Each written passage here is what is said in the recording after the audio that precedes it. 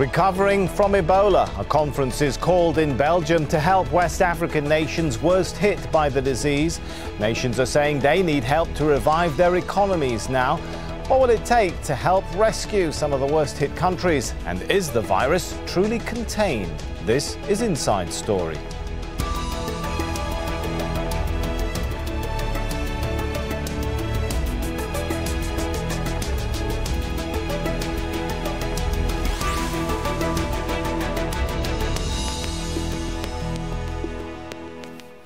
Hello and welcome to the show. I'm Sami Zaidan. The Ebola from Emergency to Recovery conference in Brussels was attended by the presidents of Liberia, Guinea and Sierra Leone, the countries worst hit by Ebola. Before getting down to work, leaders and delegates held a minute's silence in memory of the thousands who died from the disease. Tuesday's talks were aimed at preventing any further deaths, as well as rebuilding the economies of the affected nations. Almost $5 billion has already been pledged to the Ebola effort, but less than half of that has actually been dispersed. Speaking at Tuesday's conference, Liberia's president asked the international community to continue to help Ebola-hit countries. We believe that a regional approach would achieve the best recovery results. This can only be achieved with your support, the support of partners who will be willing to allocate resources to a regional plan that is homegrown. There is no doubt that this will require significant resources, perhaps even a Marshall Plan, as suggested by World Bank President Kim. We believe, however, that this can be achieved through allocation of the additional resources committed by the European Commission. Resources can also be sourced from the CCR Trust Fund established by the International Monetary Fund and by regional envelopes by the World Bank and the African Development Bank. Let's take a look now at some of the figures surrounding the Ebola outbreak in West Africa. The latest figures from the World Health Organization put the number of people who've died at more than 9,600. The United Nations says new cases have dropped from around 900 to 100 a week, but cases along coastal regions are climbing again, we should mention. Now, the World Bank says the cost of the outbreak to sub-Saharan Africa's economy could reach $3.3 billion this year. And the disease has impacted the entire continent when it comes to sectors like trade, tourism and investment confidence. Let's bring our guests into the show now. Joining us from Brussels, Salifou Mamoudou, Liberia Country Director for Oxfam. In London, Jonathan Rosenthal, Africa Editor for The Economist. And in Freetown via Skype, we have Peter Desaulnières, spokesman for the World Health Organization in Sierra Leone. Welcome to you all. If I could start with Salifou. The headlines talk about progress in the fight against Ebola, but let's be clear about where exactly we are. Can we say at this point that the virus cannot make a massive comeback? Yeah. Yes, to one extent we can say the virus cannot make a massive comeback, but that doesn't mean we should lose our guards. It simply means we should get stricter, we should get more concerned about how we can get it out and not be thinking about whether it can come back or not. We would agree that, yes, a lot of massive investment has been made now. There's a lot of capacity in various countries. There are Ebola treatment units which are available. The countries, Liberia, Sierra Leone and Guinea, do have a capacity that they did not have before Ebola struck in terms of dealing with Ebola. But that is not a reason to say that we want to wait for it to research and test that. So let me jump in here, Salifou. Sorry to interrupt. Would you then disagree with the Wellcome Trust, the head of population health at Wellcome Trust, who's on the record as saying Ebola will certainly occur again somewhere in Africa? When you listen to some of the aid agencies on the ground, they don't sound so certain. What's giving you so, or a little bit more confidence, shall we say? Yeah, let's say that when it happens, and we have seen it happen in East Africa, it will become endemic, like cholera. Cholera has become endemic in some parts of West Africa now. So definitely as a health disease, it will become endemic in some parts of West Africa. Because these three countries are one of the poorest. They were making progress before now. They don't have the best health facilities. But surely with the investment that has come in now and the attention and the amount of community awareness and the fact that preparedness and prevention plans have been made, I would think that we are pretty much on a track to ensure that we can deal with any other outbreak should they happen. It's not to say that we have the panacea, we have the cure, we have everything, but simply to say that we're better prepared this time than we were when it first struck. All right, let's go over to Peter now. Jump in there as well for a second. Oh, go ahead, Jonathan, please. I just wanted to say, not hugely disagreeing with the points that have just been made, but to emphasize the point that complacency has been the biggest danger that we faced over the past year. That we've really seen instances where it has, we've come very close to eliminating Ebola in various countries, not least in Guinea, only to see it pop back up. So I would just really caution against saying with too much confidence that we've beaten this and can now sort of sit back and relax. Okay, a good point there. Let's go over to Peter in Freetown. You're on the front lines of the fight against Ebola there. The worry about complacency, is it setting in, and are we seeing Ebola fatigue set in amongst donors? What are you seeing when you review the funding your organisation gets? Thanks a lot for having me. Yes, indeed, we see a few signs of people are a bit fatigued about the whole Ebola outbreak. From our point of view, we don't see an end of the outbreak as long as we have one single case in any of the affected countries. What we actually see over the past few weeks is that, yes, we had a tremendous drop in number of cases, but if you put all the number of cases that we have had over the past months, the graph has declined quite a bit, but now we are very much seeing a bumpy pattern. We have, for example, over the past few weeks in Freetown, one particular area called Aberdeen. It didn't have any single case for the past 41 days until 2 weeks ago, where suddenly we have an upsurge of new cases. A fisherman was coming from a neighboring district, became ill on his fishing boat and died later on, and people were a bit reluctant and really they thought like Ebola had already gone, so people started to touch the dead body, and there we are back to square one, by way of saying. Okay, so but Peter, my point is, are you still getting the level of financial support and commitment you need to deal with a new case like that you're talking about in a new area, perhaps? From our side, from the WHO, and we work very closely with the Ministry of Health, we do have the staff on the ground, be it surveillance teams, contact tracing teams, and we can still sustain that till, let's say, the end of March. Beyond March, it's becoming a bit critical for us to keep our presence on the ground, to have all these experts still physically on the ground and really hunt the last Ebola case. So that's a bit one of our concerns. That's an interesting, very briefly, Salifou, since you're at the conference in Brussels, what are you receiving as a response from international donors when you talk about perhaps how teams like Peter's on the front lines there needs money, otherwise we're not sure what's going to happen in March?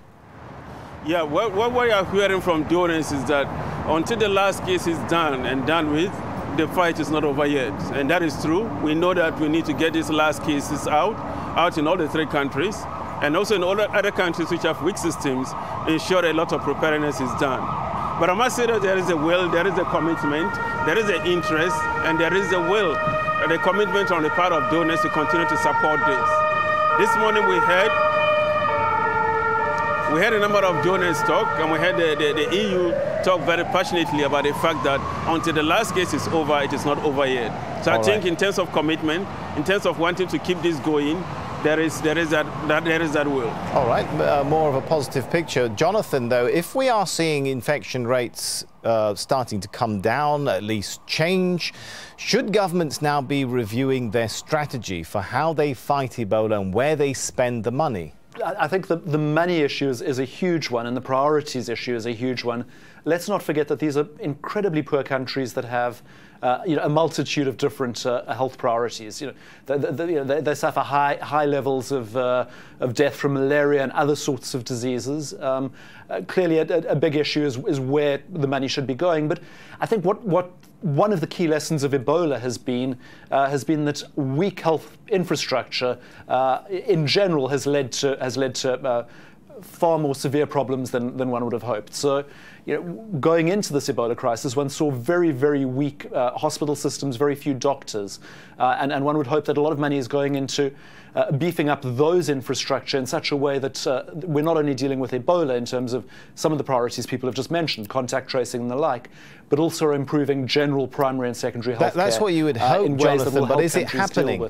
I mean, let me read a fact here I got from the latest report by Save the Children, and it says, let's put the money, exactly the point you're making, into the healthcare services of West African countries. It'll cost, yes, the report says, $1.5 billion, but that's less than the $4.3 billion that's been spent to try and catch up with Ebola, prevention always being better than cure.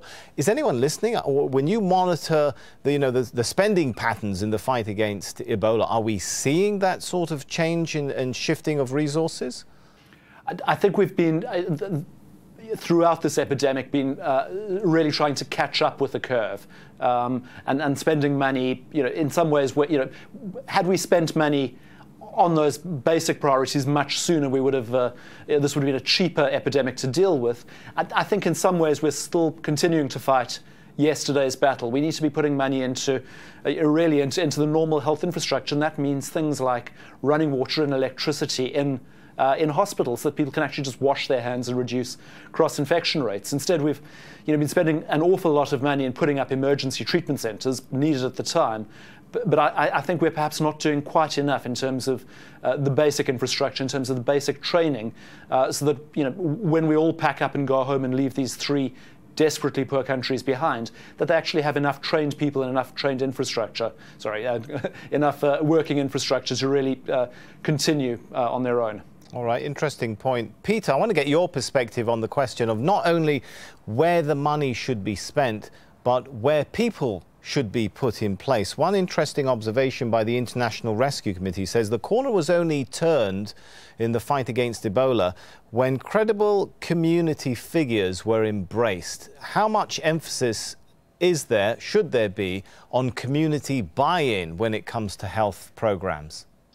I mean, yeah, you absolutely have to have the community on board, because they are actually the frontliners to help end this Ebola outbreak.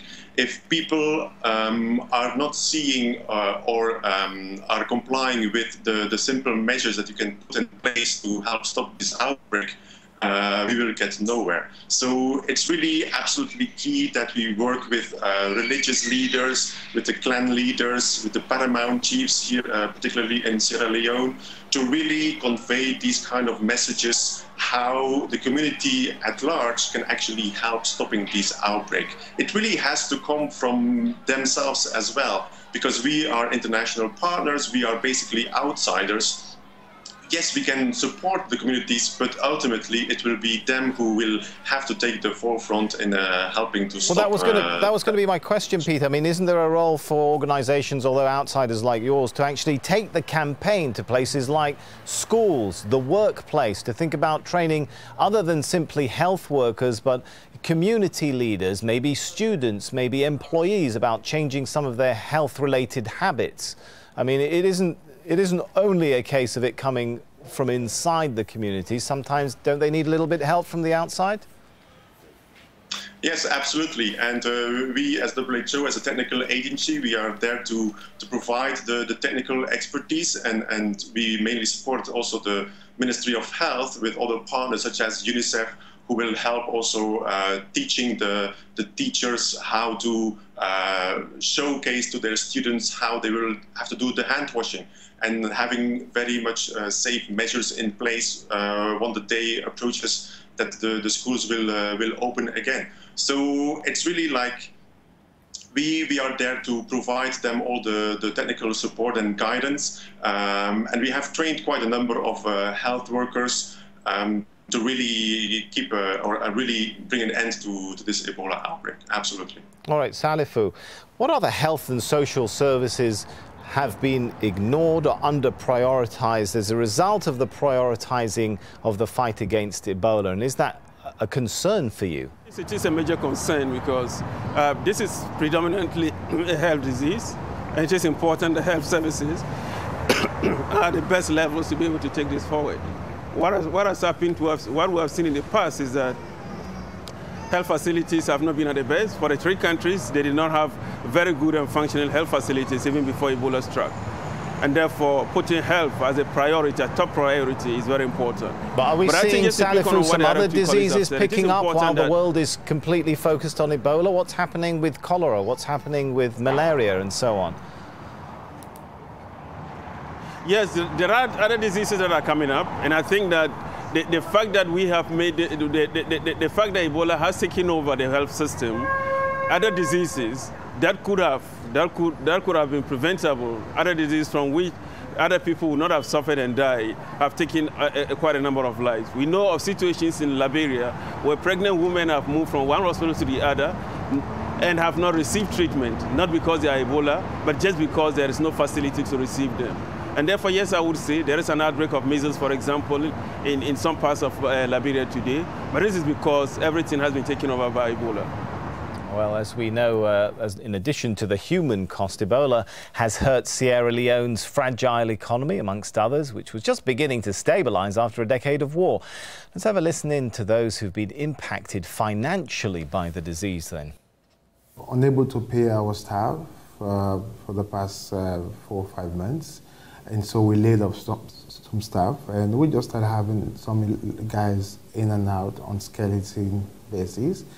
And of course, we are unable to pay our loans on time, and the banks are now after us. Business are dying because people are not coming to patronize with our business, so there is no hope left for us.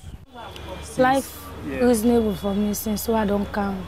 My mother and father were the breadwinners. They took care of us. Since they died, life has been so miserable for me. I have no job and there is nothing in the house.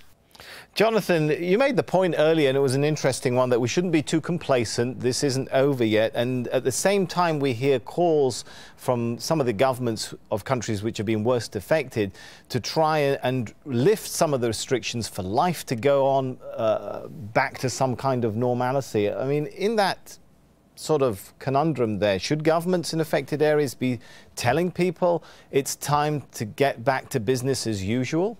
Well, I think in some ways, immense harm has been done both by the way that the wider world has reacted to this epidemic, as well as some of the actions of the governments, and admittedly under very trying circumstances. But in many of these places, children have missed the best part of a year of school. Schools have only just reopened in some of these countries. In many parts of them, schools are still closed. So we really are talking about a generation that has lost a year of schooling. That will cause incalculable long-term damage, both to the opportunities of these young people as well as to these really struggling economies. Markets need to get reopened. Flights need to be restored. There's very little evidence that would suggest that the flight bans of the sorts that the West has imposed has actually really done very much good in terms of limiting the spread of the virus. Yet, it certainly imposed huge difficulties not only on those people trying to get in and out to provide medical assistance and aid, but also on business.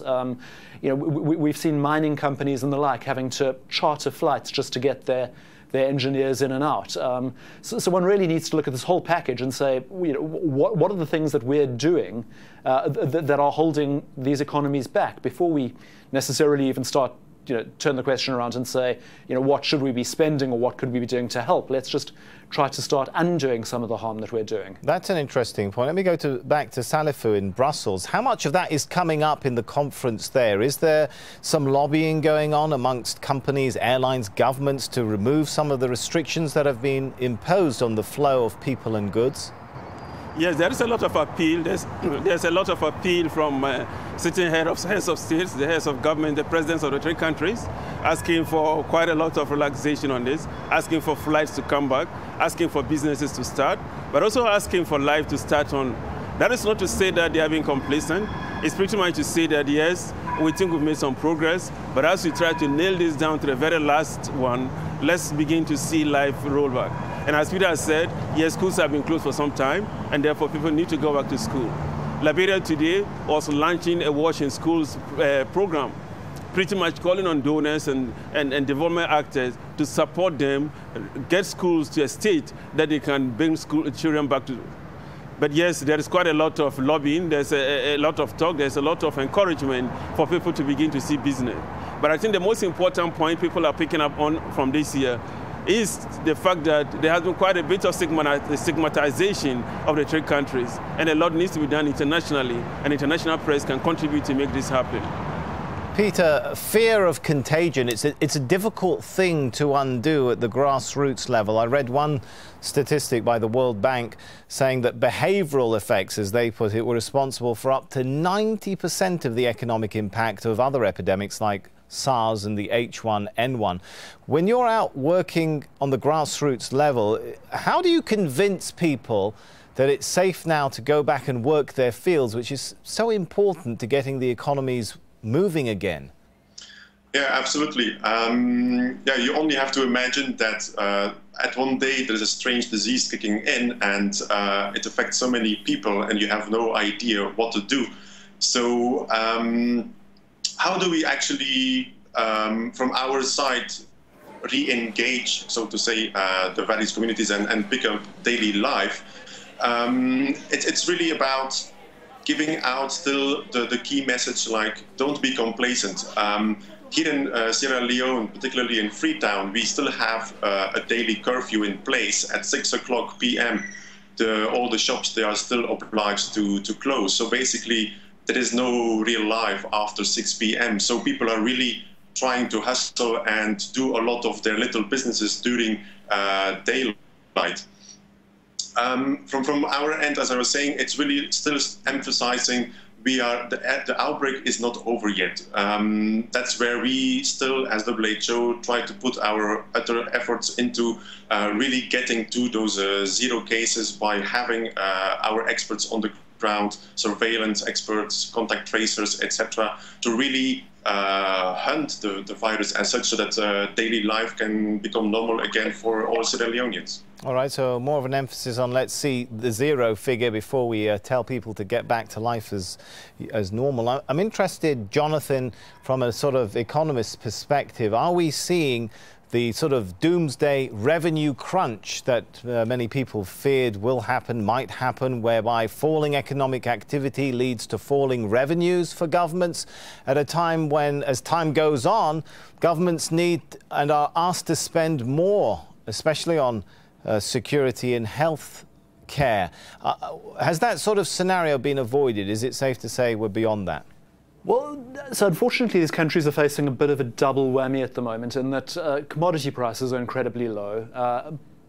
For several of them, the big hope over recent years was that they could attract foreign investment into the mining sector. Some of them did. There's huge iron ore mines in Sierra Leone, for instance, but commodity prices have fallen very badly. So in fact, we've seen some of these mines. Tonkalili, which was a very large mine in Sierra Leone, is now essentially not exporting. It's run out of cash. So we've got the impact of low commodity prices. We've got, as you say, the impact of Ebola directly, as well as this kind of double revenue crunch. In the short term, what we've seen is the world community really has stepped up, and the IMF and others have produced the kinds of emergency funding that these countries have needed. So we're not talking about immediate financial crisis yet. There's also been some talk about debt relief for these countries, all of which would be helpful. I do think the longer term problem, though, is simply overcoming the sorts of stigma that they have to overcome to re-attract foreign investment. For instance, we've spoken with safari and tour operators, as far afield as Nairobi and Cape Town, and from where I'm sitting in London, I am closer right to Freetown than both of those cities are, and yet we've seen that tourist bookings to those those cities have gone down quite dramatically because of Ebola. So a lot needs very difficult to find business people. Yeah, a lot needs to be restored in terms of confidence there. I'm afraid we are out of time. Let's thank our guests then, Salifu Mahmoudou, Jonathan Rosenthal and Peter Deslouvre. And thank you for joining us. If you've got anything you'd like to add, you can head over to our programme page at aljazeera.com. You can post your comments at facebook.com/AJ Inside Story or send us your tweets to @AJ Inside Story. I'm Sami Zaidan from the whole team. For now, it's goodbye.